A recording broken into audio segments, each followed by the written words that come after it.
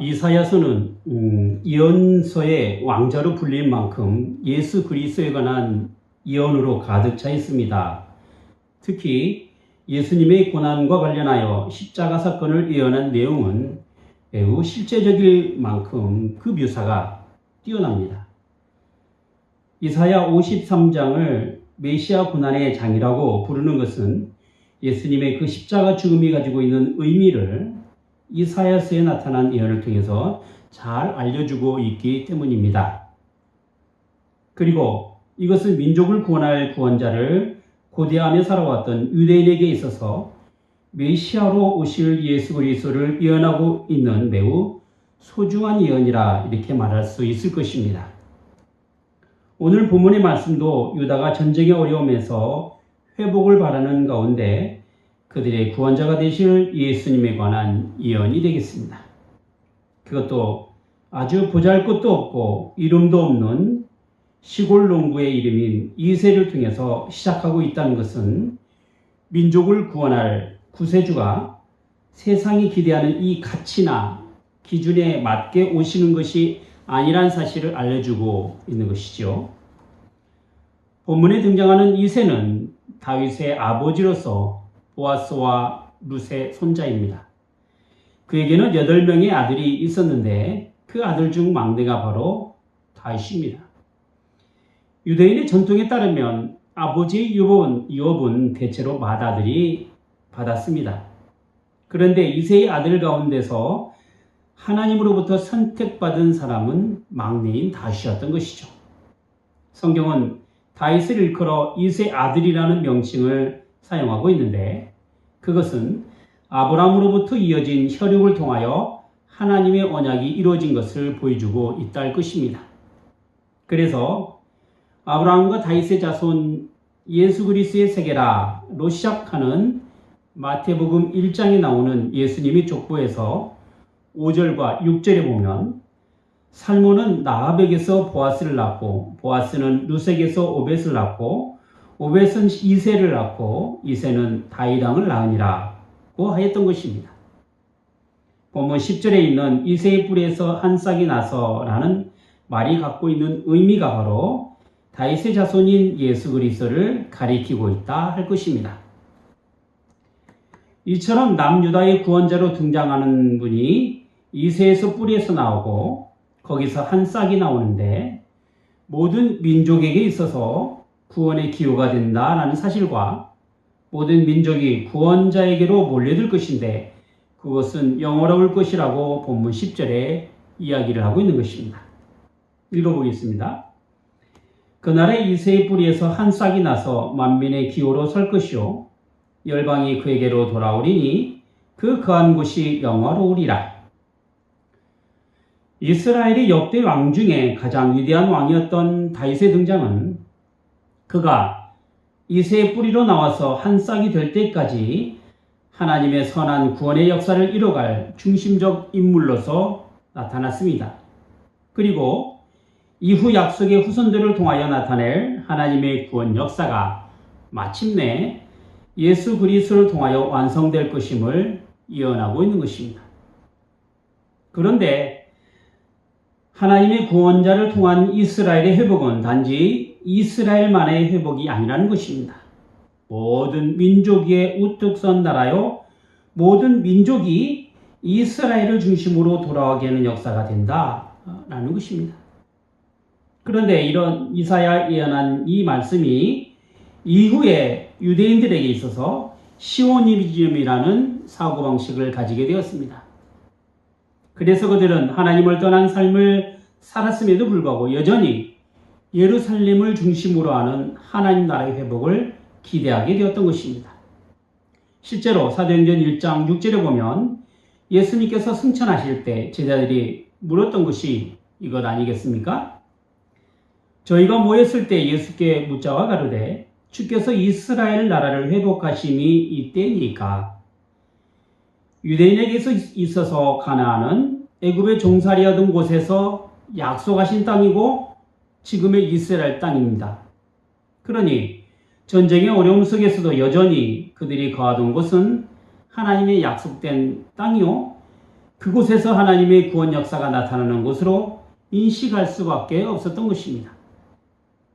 제 아무리 거대한 제국이 침략하고 또 포로로 끌려갔어도 다시 돌아갈 곳이요 구원자를 통한 하나님의 약속이 실현되는 곳으로서의 회복을 기대하게 되었던 것이죠. 이스라엘이 유대인의 중심이라는 사실은 앞서 배웠던 이사야 2장 2절부터 4절까지의 내용을 통해서 우리가 알 수가 있습니다. 만일에 여호와의 전에 산이 모든 산 꼭대기에 굳게 설 것이요 모든 작은 산 위에 뛰어나리니 만방이 그리로 모여들 것이라. 많은 백성이 가며 이르기를 오라 우리가 여호와의 산에 오르며 야곱의 하나님의 전에 이르자. 그가 그 도로 우리에게 가르치실 것이라. 우리가 그 길로 행하리라 하리니 이는 율법이 시온에게서 나올 것이요 여호와의 말씀이 예루살렘으로부터 나올 것임이니라. 그가 열방 사이에 판단하시며 많은 백성을 판결하시리니 무리가 큰 그 칼을 쳐서 보습을 만들고 그 창을 쳐서 낫을 만들 것이며 이 나라와 저 나라가 다시는 칼을 들고 서로 치지 아니하며 다시는 전쟁을 연습지 아니하리라. 예루살렘을 중심으로 하는 이스라엘의 회복은 하나님의 구원 역사가 시작되고 이루어지는 장소로서의 큰 의미가 있는 것입니다. 자, 이제 이사야 선지자는 이새의 뿌리에서 나오는 싹을 통하여 전쟁으로 흩어져 있는 유다를 향한 하나님의 구원이 어떻게 실제적으로 역사로 나타나게 될 것인가를 말씀하고 있습니다. 11절 보겠습니다. 그날에 주께서 다시 손을 펴사 그 남은 백성을 아스루와 애굽과 바드로스와 구스와 엘람과 시날과 하맛과 바다 섬들에서 돌아오게 하실 것이라. 오랜 전쟁으로 인하여 흩어진 유대인들을 우린 디아스포라라고 부릅니다. 그리고 이 흩어짐은 아수르의 포로로 잡혀가 있는 흩어짐, 그리고 전쟁을 피하여 다른 나라로 도망한 사람들의 흩어짐이 있습니다. 본문에 언급된 지역의 아수르는 포로로 끌려간 곳이고 애굽이나 바드로스나 구스나 엘람이나 여기 시날이나 하맛은 흩어져 사는 다른 지역의 민족들입니다. 바드로스는 과거 페르시아 제국으로 지금의 이란에 속한 지역이며 구스는 함의 아들이자 노아의 손자로서 홍해 근처에 살고 있는 민족이며 엘람과 시날과 하맛은 이스라엘 동북쪽에 자리 잡고 있습니다. 이렇게 전쟁으로 인하여 흩어져 있는 유대 민족이 이새의 뿔에서 나온 한 싹으로 인하여 다시 돌아오게 된다는 것입니다.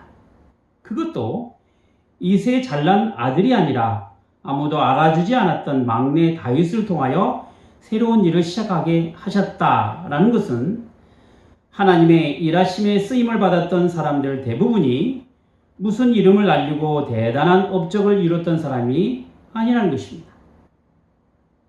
근동의 작은 나라 이스라엘을 하나님의 택한 민족으로 삼으신 것도, 그리고 이스라엘이 애굽에서 나온 것도, 가나안을 향하여 광야를 갈 때에도, 민족을 형성하고 많은 전쟁에서 싸웠을 때도 이름도 없이 빛도 없이 하나님의 약속을 믿고 애굽 땅 종되었던 곳에서 구원을 받아 살아왔던 소시민이었습니다. 더구나 하나님께서는 이스라엘이 애굽에서 나그네로 있었던 때를 기억하라고 하시면서 고아와 과부와 이방인을 선대하시는 하나님으로 존재하고 계셨던 것입니다. 이로 보건대 흩어져 나그네 같은 인생을 살았던 유대 민족에게 향하여 다시 돌아오게 하시며 큰 민족을 이루게 하실 것이라는 소식은 이미 아브라함 때 약속했던 언약의 성취가 되기도 합니다. 창세기 12장 2절에 보면 내가 너로 큰 민족을 이루고 내게 복을 주어 내 이름을 창대케 하리니 너는 복의 근원이 될지라 하였습니다.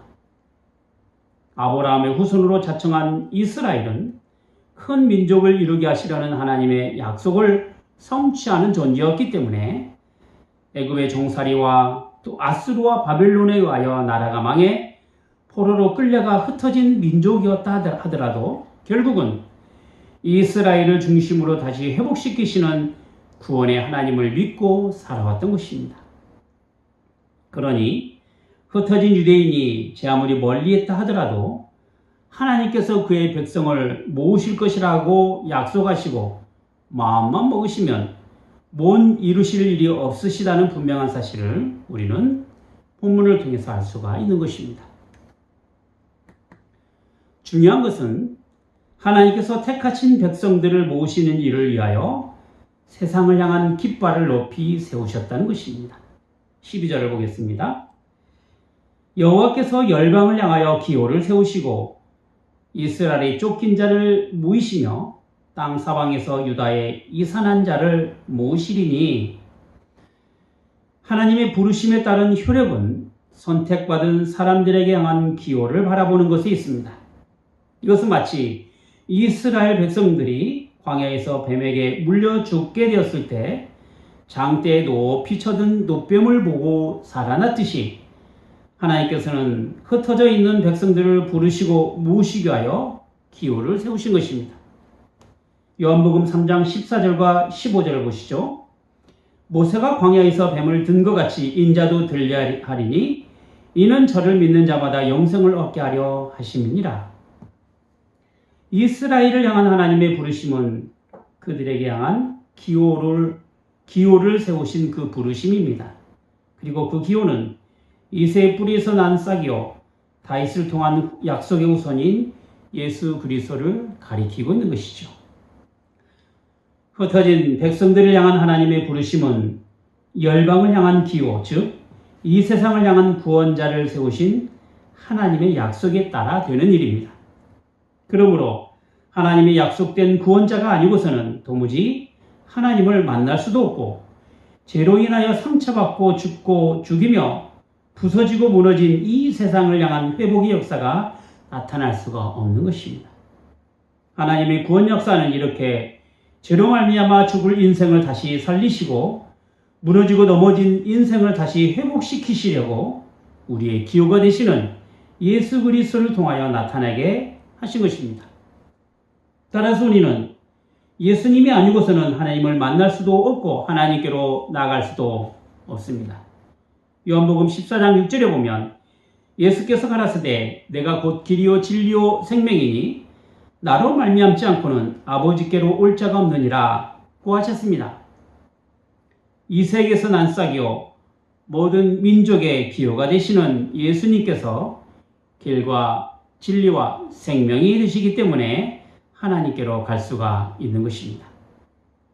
그러므로 우리에게 있어서 구원의 가능성이란 우리의 노력과 열심으로 되는 것도 아니고 우리가 가진 세상의 권력이나 지혜로 되는 것도 아닙니다. 하나님께서는 예수 그리스도께서 우리의 구원자가 되심을 전하는 전도에 미련한 것을 통하여 구원받는 사람을 기뻐하고 계십니다. 아직 죄인 되었을 때 인간을 향한 하나님의 사랑으로 이미 약속하시고 기호로 세우신 예수 그리스도를 통하지 않고서는 구원을 기대할 수가 없는 것입니다. 고린도전서 1장 22절부터 25절까지입니다. 유대인은 표적을 구하고 헬라인은 지혜를 찾으나 우리는 십자가에 못 박힌 그리스도를 전하니 유대인에게는 거리끼는 것이요 이방인에게는 미련한 것이로되 오직 부르심을 입은 자들에게는 유대인이나 헬라인이나 그리스도는 하나님의 능력이요 하나님의 지혜니라. 모든 민족을 향하여 세우신 십자가를 통하여 택한 백성들을 모으시는 것이 하나님의 지혜요 구원의 유일한 길이 되는 것입니다. 오늘 본문에 보면 민족의 기호를 세우신 구원자를 통하여 나타날 이스라엘의 회복에 대해서 이렇게 설명을 하고 있습니다. 먼저 13절 보겠습니다. 에브라임의 투기는 없어지고 유다를 괴롭게 하던 자는 끊어지며 에브라임은 유다를 투기하지 아니하며 유다는 에브라임을 괴롭게 하지 아니할 것이요. 자, 여기 에브라임이 나오는데 에브라임은 이스라엘의 12지파 중 하나로 요셉의 두 아들 가운데 첫째 아들입니다. 북이스라엘을 세운 여로보암은 에브라임 지파 출신으로 남유다와 북이스라엘을 이야기할 때 북이스라엘을 대표하는 이름으로 여로보암이 자주 등장합니다. 에브라임이 자주 등장합니다. 사실 북이스라엘은 남유다를 투기하였습니다. 그것은 이스라엘의 정통성을 남유다가 가지고 있기 때문입니다. 예루살렘이 있는 성전도 그렇고 다윗 왕가의 정통성도 남유다가 가지고 있었기 때문에 설령 그들이 하나님께 제사를 드린다 하더라도 그 정통성을 인정받기는 어려웠던 것입니다. 그래서 북이스라엘은 자신만의 나라를 세워가고자 남유다와는 다른 길을 걸어가게 되었으며 이것이 유다를 향한 시기와 질투로 남게 된 것입니다. 남유다와 북이스라엘의 전쟁에는 이런 주도권 싸움이 있으며 어쩌면 북이스라엘이 여러 왕주가 바꾸어지게 된 것도 왕에 대한 정통성의 문제가 늘 존재하고 있었기 때문이 아닌가 싶습니다. 그런데 구원자가 오면 이런 북이스라엘 투기가 없어지고 서로 괴롭게 하지 않게 된다는 것입니다. 그러니까 같은 민족끼리 화합을 이루게 된다는 것이죠. 그뿐 아니라 14절에 보면 그들이 서로 블레셋 사람의 어깨에 나라에 앉고 함께 동방백성을 노력하며 에돔과 모압에 손을 대며 암몬 자손을 자기에게 복종시키리라. 남유다와 북이스라엘의 화합은 주변에 있는 이방 민족을 향하여 정복하고 굴복시키는 승리를 거두게 된다는 것입니다. 원수를 상대로 전쟁에서 승리를 거두게 되는 일은 이스라엘이 하나님 나라로 존재해야 될 필수적인 일이 되는 것이죠. 자, 다음으로는 출애굽 때의 구원 역사처럼 포로로부터의 구원을 경험하게 된다는 것입니다. 15절과 16절입니다. 여호와께서 애굽 해골을 말리우시고 손을 유브라데 하수 위에 흔들어 뜨거운 바람을 일으켜서 그 하수를 쳐서 7갈리로 나눠 신신고 건너가게 하실 것이라. 그에 남아있는 백성을 위하여 아수르에서부터 돌아오는 대로가 있게 하시되 이스라엘이 애굽 땅에서 나오던 날과 같게 하시리라. 이스라엘 백성들에게 있어서의 출애굽의 역사는 너무나 익숙하게 알고 있는 민족적 사건입니다. 그들이 유월절을 지키는 것도 이스라엘 민족이 해방된 날을 기념하기 위해서였던 것이죠. 그런데 이런 구원의 역사가 아수르의 포로로 끌려간 이스라엘 백성들에게 나타나게 된다는 것입니다. 그래서 비유적으로 설명한 것이 바로 홍해의 높은 파도가 말라지고 유보라데 강에 뜨거운 바람이 불어 강물이 갈라져 결국 신을 신고 건너가게 되는 것처럼 포로로부터 풀려나 자유를 맛보게 된다는 것입니다. 예수님의 십자가는 모든 민족을 구원하시기 위한 하나님의 부르심입니다. 그래서 모세가 광야에서 놋뱀을 높이 든 것처럼 예수님께서 십자가에 높이 드셔서 그를 믿음으로 바라보는 자마다 구원을 얻게 하신 것입니다. 이렇게 이사야 선지자는 일찍이 그 예언을 통하여 유다를 향한 하나님의 구원 계획을 이새의 뿔에서 난 싹을 기호로 삼으시고 결국 나타날 예수 그리스도를 통하여 완성하신 것입니다. 그것도 남아있고 택하신 백성들을 향한 하나님의 구원이 되는 것이죠. 오직 믿음으로 반응하는 사람들을 향한 하나님의 구원은 이사야 4장 3절에 시온에 남아있는 자, 예루살렘에 머물러 있는 자, 곧 예루살렘에 있어 생존한 자 중 농명된 모든 사람은 거룩하다 칭함을 얻으리니 한 것처럼 변질되고 하나님을 저버린 세상에서 여전히 하나님을 향한 신앙 안에 머물러 있고 모든 핍박과 환난 가운데서 오로지 하나님을 섬기고 살아가는 사람 안에서 이루어지게 되는 것입니다. 이스라엘 민족에게 향하신 하나님의 구원이 이제 예수 그리스도를 통하여 구원의 대로를 열어놓으시고 세상 끝까지 복음이 전파되는 곳에서 하나님의 구원 역사를 나타내게 하셨습니다. 그래서 예수님의 복음은 모든 민족이 화합을 이루는 복된 말씀이요 원수가 감히 틈타지 못하게 하는 권세 있는 선포입니다. 이 세상에는 선인들의 지혜로운 말씀이 있고 삶을 살아갈 때 필요한 지식적인 내용도 분명히 있습니다. 물론 이것이 우리 삶을 풍요롭게 할 수 있고 보다 더 나은 삶을 추구하는 계기로 작동할 수도 있습니다. 하지만 이런 세상의 지혜나 지식으로는 우리가 구원에 이를 수가 없습니다.